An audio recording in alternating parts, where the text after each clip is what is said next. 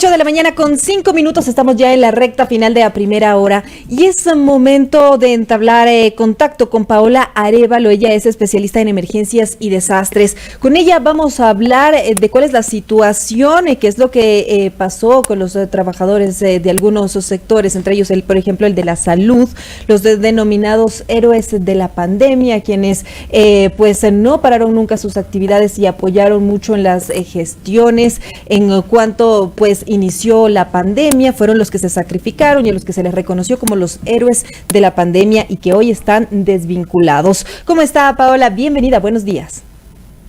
Hola, buenos días, muchas gracias por este espacio para poder comunicar la verdad de lo que está pasando. Muchas gracias a ti por la entrevista. Bueno, empecemos conversando precisamente de qué es lo que pasa, cuál es la situación en este momento, cuál es esa verdad de la que nos vas a comentar. Adelante, por favor. La situación en la que se ha movido todos los medios desde estos días es en relación al despido de 8 médicos de emergenciólogos, o sea, la terminación del contrato, de hecho, de 8 médicos de emergenciólogos del Hospital IES Quito Sur. Creo que cabe recalcar una información clara sobre esto, ya que 3 de esos emergenciólogos estuvimos durante todo el año de pandemia dentro del hospital y lamentablemente las cosas se dieron de una forma un poco, por decirlo así, errática, tal vez creo que estuvimos muy confiados de los ofrecimientos que nos hizo el propio hospital acerca de cómo iba a ser nuestra recontratación y nuestra permanencia dentro del hospital. Sin embargo, fuimos notificados hace 3 días y hoy por hoy estamos fuera del hospital.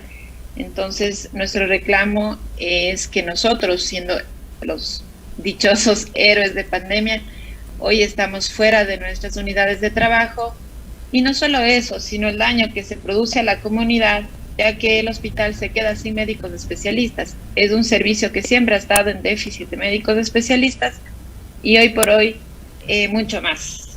Ahora, respecto precisamente a este punto, que es el despido del personal de la salud, precisamente del IES Quito Sur, la manera en la que justificaron las autoridades de esa casa de salud estos despidos, estas salidas, estas terminaciones de contrato, fue señalando que la emergencia de la pandemia había terminado y que no hacía falta tanta gente.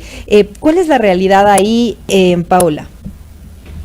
Claro, como lo había mencionado, me parece que son decisiones bastante, no sé, en base a qué informes técnicos, en base a qué censos de atención se toman esas decisiones, ya que nosotros como unidad, el IES Quito Sur, como emergencia, como servicio de emergencia, nosotros pre-pandemia teníamos ya un déficit de emergenciólogos. Ese hospital se creó con 25 plazas para emergenciólogos, las cuales se fueron cerrando por varias cuestiones técnicas durante el tiempo y se quedaron sin plazas para emergenciólogos. Siempre fue un déficit de eso, tanto así que nosotros cuando yo personalmente, mi compañero Jimmy Torres, Ligia Peñafiel, cuando empezamos a trabajar ahí, estábamos en nuestro último año de posgrado, del posgrado de emergencias y desastres. Por lo tanto, todavía éramos médicos generales, pero éramos muy útiles para el hospital, ya que nosotros podíamos desarrollar el trabajo de un médico especialista. La promesa siempre fue, les vamos a conseguir una plaza de especialistas, lo cual nunca sucedió. Nos mantuvimos, de hecho, toda la pandemia en funciones con un contrato más bien de médico general en funciones hospitalarias, como dice el contrato, recibiendo un sueldo de médico general. Sin embargo, nosotros ejercíamos funciones de médicos tratantes, de médicos especialistas, y no solo eso, sino como líderes de guardia, es decir, coordinando varias funciones administrativas dentro de la guardia. Es decir, que ustedes... Continúe, por favor. Sí. Cuando al fin decidimos ya dejar esto atrás, porque realmente todos creo que estudiamos y trabajamos por un sueldo que debería ser justo a lo que nos merecemos, conversamos con las autoridades y ellos nos supieron decir que se han mandado informes técnicos, sino que la nacional no daba el paso para abrir esas plazas de especialistas. Cuando pudimos conversar con el gerente, él nos ofreció hacer la gestión para tener contratos, y fue ahí que nos dieron contratos como emergentes. Y claro, el IES tiene razón en decir que se terminaron nuestros contratos como médicos emergentes y que se terminó la pandemia, pero no es que no se necesita médicos especialistas, toda la vida se ha necesitado, sino que ahora fue una oportunidad para tener médicos especialistas en esa emergencia, y realmente nos sacaron de ahí. Simplemente no se ha dado mayor explicación que el comunicado que sacó ayer el IES directamente desde el hospital, y pues eso fue lo que pasó. Es decir, que no les dieron una justificación técnica. Ustedes han tratado tal vez de acercarse con las autoridades, de conversar con quienes tenían en manos precisamente estos cierres de los contratos para pedir una explicación después del comunicado y lo que habían señalado y la manera en la que le estaban justificando a la salida de quienes colaboraron en esta época, en el tiempo de la pandemia sobre todo.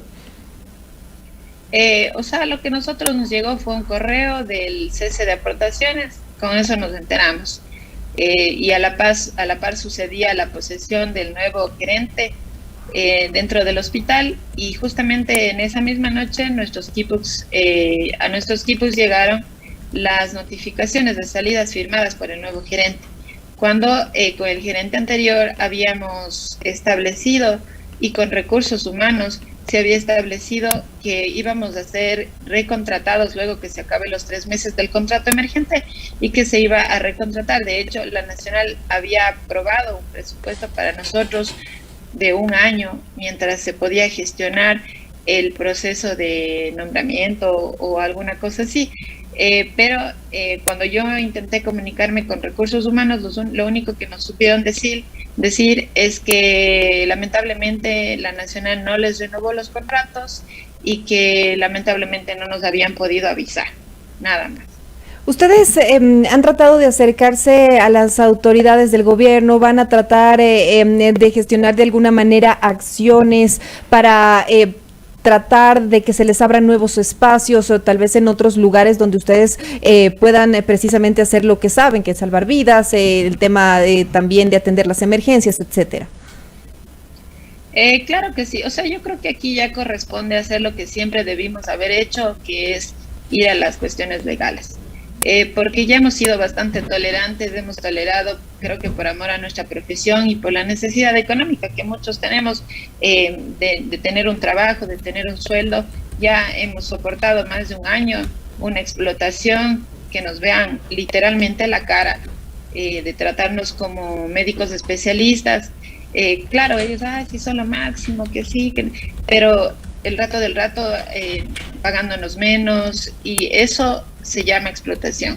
Entonces, creo que hace rato teníamos que haber hecho esto. Sin embargo, por cuestiones de, no sé, complacencia con el hospital, porque nos sentíamos bien, porque estábamos haciendo nuestro trabajo, porque realmente creo que el amor a la profesión es lo que nos hace estar ahí, no lo hemos hecho. Sin embargo, creo que debíamos haberlo hecho antes. ¿Qué instancias legales estarían ustedes listos para adoptar? ¿Cuáles serían por ahí los planteamientos, las acciones que ustedes van a tomar ya por la vía de la justicia? Claro, bueno, esas cosas todavía están por definirse. Vamos a reunirnos con algunos médicos y definiremos cuáles serán las acciones legales pertinentes para este caso, ¿no? Usted nos explicaba y nos decía que ha sido más de 1 año en que les ven la cara. Eso es lo que usted nos acaba de decir. ¿Por qué les vieron la cara? Aparte del tema que nos ha explicado, que ha sido que no se les ha pagado de acuerdo a lo que se debería. ¿Qué otras razones hay para que usted diga que les han visto la cara? Porque bueno, es claro, ¿no? Siempre hemos sido representantes del IES Quito Sur durante la pandemia, sacándonos en videos, en sketches, en publicidad, y que ahora de la noche a la mañana hagan como que no, recién ustedes estuvieron contratados desde hace 3 meses. Claro, dentro de la legalidad de lo actual sí, pero ¿por qué no dicen que estábamos ahí desde 1 año? más de un año, ¿por qué no dicen que estuvimos ahí durante toda la pandemia, que fuimos los únicos especialistas que recibimos y los primeros especialistas que recibimos a toda esa gente muriéndose? ¿Por qué no dicen eso? Y nosotros tenemos todo, o sea, el mismo hospital se ha encargado de hacernos la publicidad, a mí personalmente, y de pronto ahora se olvidaron de eso. Me parece muy injusto esa situación. Ahora, más allá de todo este tema de la injusticia, de todo esto que usted nos está señalando y que está poniendo aquí sobre la mesa, ¿el sector privado no es una opción para ustedes? ¿Han pensado tal vez en clínicas y en buscar ya otros espacios después de estas salidas del sector público? Claro que sí. De hecho, nosotros, como siempre, recibíamos un sueldo menor al que nosotros nos merecíamos. Por ejemplo, en mi caso, yo trabajo en una entidad privada también, ya que nosotros, no el hecho de ser médicos es que tenemos full plata y cosas así, no, porque nosotros trabajamos para pagar nuestros propios posgrados, por ejemplo. Yo hasta el momento sigo pagando el posgrado que me tocó costearme a mí misma, ¿no? Con préstamos y cosas así, y no es diferente con mis otros compañeros. Entonces, sí, las entidades privadas es una opción. Ojalá Dios quiera que podamos conseguir y que mis compañeros también puedan conseguir una estabilidad, ya que lo que pensábamos que era nuestra mayor estabilidad, nuestro mayor ofrecimiento, sobre todo, o sea, se nos evaporó de las manos hace pocos días. ¿Cuántas personas están en su situación y qué estaban haciendo antes de la emergencia? ¿Cuál era su situación anterior? A ver, nosotros, los tres médicos que te comento, somos los que estábamos antes, durante toda la pandemia, e incluso con Jimmy Torres, antes de la pandemia, trabajábamos ya en el hospital. Así que no es novedad que nosotros, no es verdad, de hecho, que nosotros estamos recién ahí 3 meses y que ya se acabó la pandemia y aquí no pasó nada, no es verdad. Aparte, son 5 médicos de emergenciólogos a los cuales se nos hizo ese ofrecimiento, o sea, nos mintieron prácticamente de que supuestamente había un presupuesto para un año. Entonces estos médicos también están desaventajados porque ellos renunciaron a sus otras unidades. Ellos trabajaban en el Pablo Arturo, renunciaron a sus hospitales, también renunciaron como nos pidieron, renunciaron a un nombramiento que aparte de todo nos dieron un nombramiento como médico general, siendo nosotros especialistas. Entonces, solo ese tipo de situaciones ya va en contra de la situación de estabilidad, no solo económica, sino emocional, de todos los que estamos en esta situación. Paula, siendo un poco abogada del diablo, quisiera también preguntarle, entiendo el tema de haberse quedado sin trabajo, sin embargo, también lo que justifica el IES, y por eso le digo que hago de abogada del diablo en este momento, y le digo, ¿por qué una entidad debería continuar pagando, continuar con los servicios después de que ya se ha terminado la emergencia? Y los puntos en los que ustedes fueron fundamentales en esta determinada emergencia, pues ya terminó de alguna forma y necesitan también ir moviendo los recursos públicos. Ya, yo te pongo un ejemplo. Si tú tienes a tu mamá enferma y necesita que le atienda un médico que sepa intubar, que sepa asistir medicación de alto riesgo, como decir vasoactivos, colocar una vía central, manejar ventilación mecánica que hacemos en el área crítica, ¿tú qué vas a querer? Llevarle a tu mamá a un hospital donde haya un médico especialista, ¿cierto? En donde haya un médico especialista que pueda velar por la vida de tu mamá. Definitivamente. En este momento no existe eso en el Quito Sur más que un médico especialista por guardia para censos de más de 250 pacientes por turno, ¿ya? Entonces, el resto son médicos generales que hacen un trabajo excelente. Sin embargo, yo te pregunto, en esas condiciones, ¿tú le llevarías a tu mamá a un hospital así? Segundo, si hay unidades de atención primaria como son Cotocollao, Isbatán, Chimbacalle, que manejan censos sí altos de pacientes, pero con enfermedades básicas, y cada uno de ellos tienen médicos especialistas en sus guardias, siendo unidades de primer nivel, ¿no creerías que lo consecuente es que siendo un hospital de segundo nivel, necesite más especialistas.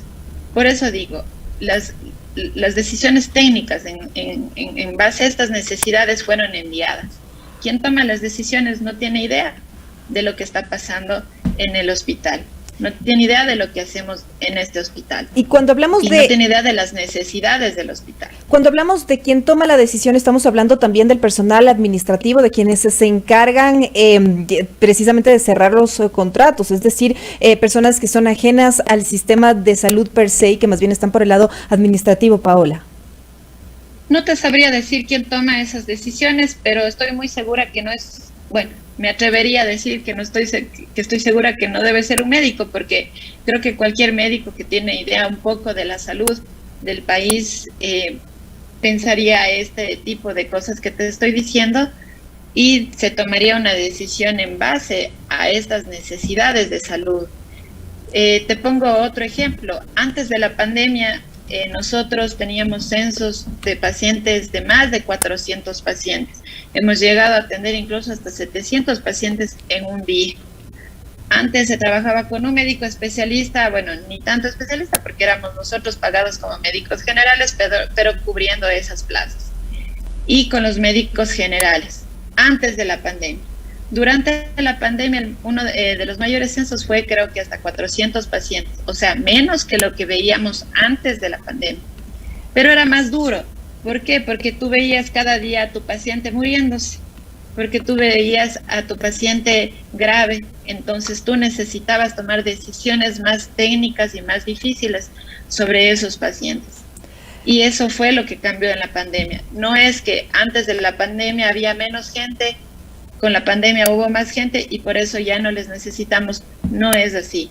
Más bien es todo lo contrario y que no se tome en cuenta esos censos, esas estadísticas que existen, porque nuestros coordinadores las han enviado. No sé quién está tomando esas decisiones. Sería bueno conversar para ver si no están enterados o para hacerles saber la necesidad del hospital y que no estamos reclamando por hacer bulla, por hacer fama, por hacer politiquería, mucho menos, sino porque realmente la sociedad y la población, no solo del sur del país, de Quito, perdón, que nosotros atendemos, sino el norte, descongestionamos la red norte, centro norte de Quito, necesita de médicos especialistas para el manejo de las patologías que ahí se presentan. Paola, ¿cómo ves tú el tema del manejo del sector de la salud actualmente? Porque vimos una campaña también agresiva en el tema de vacunas. Hemos visto a la ministra de Salud de alguna manera accionando pues los diferentes puntos que se necesitan también para el tema de salud pública. Vemos a un vicepresidente Borrero también recorriendo hospitales. Se ha señalado, se ha dado tratado de dar una imagen de que el gobierno está centrado en estos puntos, en los puntos de la salud, de la educación. ¿Cómo ves tú también el trabajo ya macro en un ordenamiento también de finanzas en el tema específico de la salud pública? Bueno, ese es un tema bastante delicado y creo que más bien es un tema bastante político. Realmente lo que yo hago, lo que yo manifiesto no tiene ningún tinte político ni ninguna orientación política. Sin embargo, lo único que te puedo decir en torno a eso es que en vista de que nuestras autoridades, tanto la ministra de Salud, la doctora Garzón, como el doctor Borrero en la vicepresidencia, son médicos, hemos hecho el llamado. De hecho, yo hice la exhortación, el llamado a ellos, porque de alguna forma entiendo que ellos como médicos pueden comprender nuestro malestar, o tal vez ellos no tienen conocimiento de lo que previamente había pasado y solamente tienen conocimiento de lo que dice el IES, ¿no? Que es que se acabó nuestro contrato, que era de 3 meses, y que no está mintiendo, ¿no? Pero detrás de todo eso hay un trasfondo. Entonces, en ese sentido fue el llamado a las autoridades, ya que al compartir esta profesión que tenemos de ser médicos, nosotros pensamos que y esperamos que ellos nos den una respuesta, una ayuda sobre sobre todo para, no solo por nosotros, por nuestros puestos de trabajo, porque queramos estar allí, no, sino porque son políticas de salud que tienen que ser bien tomadas en cuenta y que se tiene que escuchar a la población, ¿no? Estos y nosotros somos, antes que médicos, somos parte de la población. Así es, ciudadanos. Estos exhortos que ustedes han hecho a la ministra de Salud, al vicepresidente también, de alguna forma han sido contestados. Ustedes tienen la esperanza de que se entienda cuál es el funcionamiento de su trabajo y que de alguna manera se les mantenga o se les dé algún tipo de reconocimiento laboral. Bueno, personalmente creo que la ministra está un poco ocupada también, no sé, la forma de contactarnos con ella, por eso fue que, bueno, agradeciendo que esto se volvió tan mediático en redes, me parece que ella puede estar un poco al tanto. No sé si por parte del ministerio no hemos tenido realmente ninguna respuesta. Por parte de vicepresidencia tuvimos un pequeño acercamiento para poder entablar cierto tipo de esta conversación para contarles lo que está pasando, lo que ha pasado y que ellos sepan la verdad, porque tal vez esto se puede tratar de un error de desconocimiento que puede ser, ¿no? No estamos diciendo que que nos hicieron esto y que son los más, no, o sea, todo puede ser, y para eso están los medios, para que podamos establecer la comunicación y para que podamos hablar las cosas claras. Esperamos que se concrete ya el acercamiento con vicepresidencia el día de hoy y que podamos tener una respuesta o sea, una respuesta justa, ¿no? Que es de lo que estamos solicitando, porque como lo he dicho, no estamos pidiendo caridad, no estamos pidiendo que nos regalen plata, no estamos pidiendo que nos contraten por nuestro nombre, nuestro apellido, estamos pidiendo lo que nos hemos ganado a pulso durante esta urgencia a nivel mundial que ocurrió y que estuvimos ahí y que tenemos pruebas de que estuvimos ahí. Como te digo, quizás es cuestión de desconocimiento de cómo fue todo este proceso y puede ser, y por eso exhortamos a las autoridades para que nos den cabida, para que nos escuchen, para que sepan qué es lo que pasó y podamos tomar una decisión juntos, ¿no? Muchas gracias, Paola, por este tiempo, por esta entrevista y por este diálogo. Que tengas muy buen día. Muchas gracias, igual a ustedes, que pasen muy bien. Muchas gracias. Estábamos dialogando con Paola Arévalo, ella es especialista en emergencias y desastres, hablando precisamente de los ofrecimientos, del tema laboral en el que están atravesando varios médicos, varios especialistas. Ella ha señalado que no hay especialistas en el IES Sur, donde ya se les ha cerrado el contrato. Por el otro lado, también el IES ha justificado la salida de varios médicos, señalando que ya terminó la pandemia y que definitivamente no podían continuar con este tema. Ha señalado también que tomarán algunas acciones legales en caso de ser necesario y que esperan un acercamiento tanto con vicepresidencia, el doctor Borrero, y también la ministra de Salud, Jimena Garzón, para tratar de explicar. Ellos atribuyen también que se debe un desconocimiento sobre las labores que ellos realizan en el hospital. 8 de la mañana con 28 minutos en la primera hora.